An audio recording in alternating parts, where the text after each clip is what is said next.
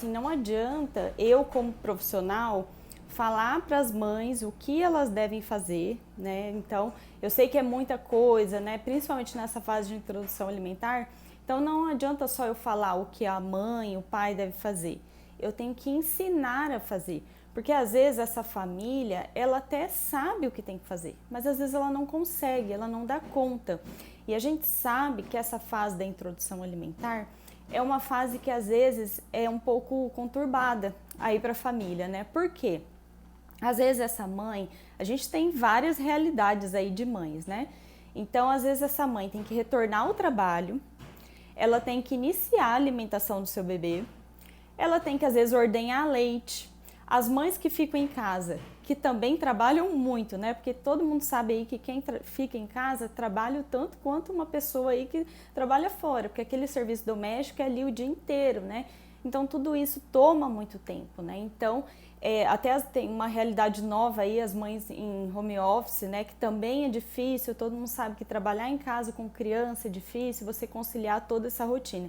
Então, esse período da introdução alimentar, que se inicia aos 6 meses, qual que é o ideal? O ideal é que a mãe e o pai estejam tranquilos, né? Tem que ser uma fase em que a família esteja curtindo. Igual quando o nosso filho começa a fazer alguma coisa nova, né? Por exemplo, começa a andar, começa a engatinhar, a gente não curte, não é legal, né? Toda a família ali fica prestigiando as habilidades novas dele. Então, a habilidade de comer, né? Esse fato de comer também que tem que ser com essa leveza. Então, por isso que eu quis trazer esse tema para vocês, porque vocês sabendo, conseguindo se organizar, não vai fazer com que esse momento da refeição da criança, do preparo da refeição, seja estressante. Porque eu sei como é que é. Eu tenho 2 filhas, então eu já contei essa minha história nas outras lives, né? Não sei se vocês estavam, mas o que aconteceu? Quando eu tive a minha segunda filha, eu tive uma realidade totalmente diferente quando eu tive a primeira. Porque aí eu tinha 2 filhas, né? Então é muito difícil assim você conciliar, às vezes, quando você tem um filho pequenininho, você tem um bebê, você conciliar esse preparo das refeições. Então, na época eu não trabalhava com orientação na introdução alimentar, então eu tinha toda a informação do que eu tinha que fazer com ela. Já estava estudando há um tempo, mas ainda não atuava com isso. Eu sabia o que eu tinha que fazer, mas eu não conseguia. Eu não conseguia me organizar. Então eu ficava tão estressada e o que acontecia? A gente resolveu pegar comida fora e aí, como eu não queria dar a comida dela de restaurante, eu preparava.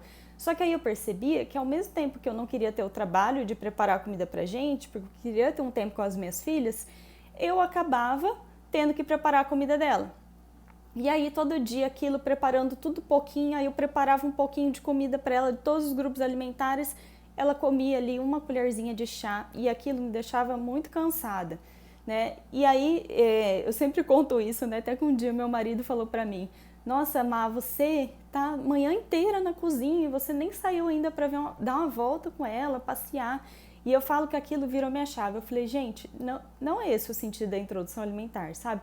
A mãe precisa estar bem, porque quando a mãe não está bem, às vezes tudo não rola direito, sabe? A gente precisa estar calma, a gente precisa estar sabendo o que a gente está fazendo e a gente precisa ter um tempo pra gente, um tempo para tomar banho.